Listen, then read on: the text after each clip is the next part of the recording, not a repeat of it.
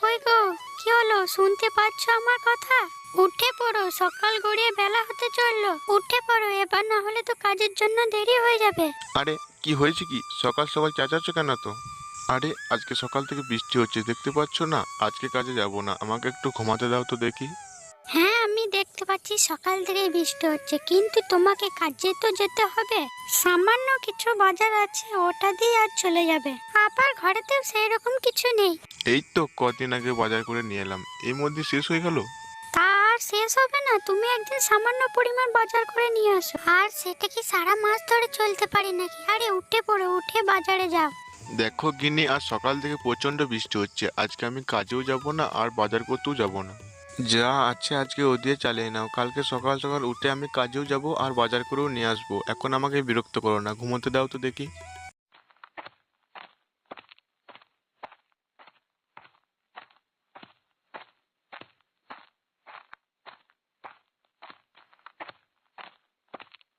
মা, ও মা, আমার প্রচন্ড খিদে লেগেছে, আমাকে খেতে দাও। এই তো সোনা, রান্নাঘরে কয়েকটা আলু ছিল, আলুর তরকারি বসিয়ে দিয়ে এসেছি।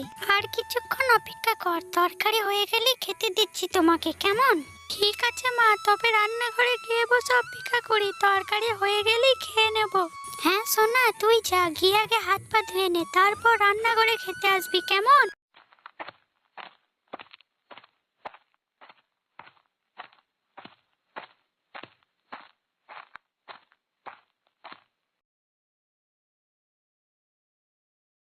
মালতীমা, ও মালতীমা, বাড়িতে আছিস? একবার বাইরে বেরিয়ে আয় দেখি। হ্যাঁ মালতীমা, একবার বাইরে বেরিয়ে আই তো। আরে, এটা তো বাবা মার মতো গলার আওয়াজ লাগছে। যাই একবার বাইরে গিয়ে দেখি।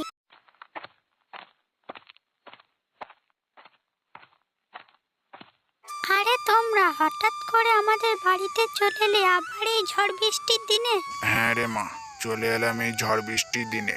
আহ, বাড়িতে বসে বসে আর ভালো লাগছিল না, তাই চলে এলাম বৃষ্টির দিনে। আবার সকাল থেকে বৃষ্টি হচ্ছে। তোর মাকে বললাম মেয়ের বাড়ি থেকে ঘুরে আসবে, তোর মা একেবারে রাজি হয়ে গেল, তাই চলে এলাম। সে তোমরা বেশ ভালোই কাজ করেছো আমাদের বাড়িতে চলে এসে। তা বলো, তোমরা কেমন আছো? শরীর টরীর ভালো আছে তো? কেমন আর থাকবো রে মা, ঠাকুরের অশেষ কৃপায় ভালো রকম দিন কেটে যাচ্ছে। তা তোরা কেমন আছিস বল মা? আমরাও খুব ভালো আছি মা।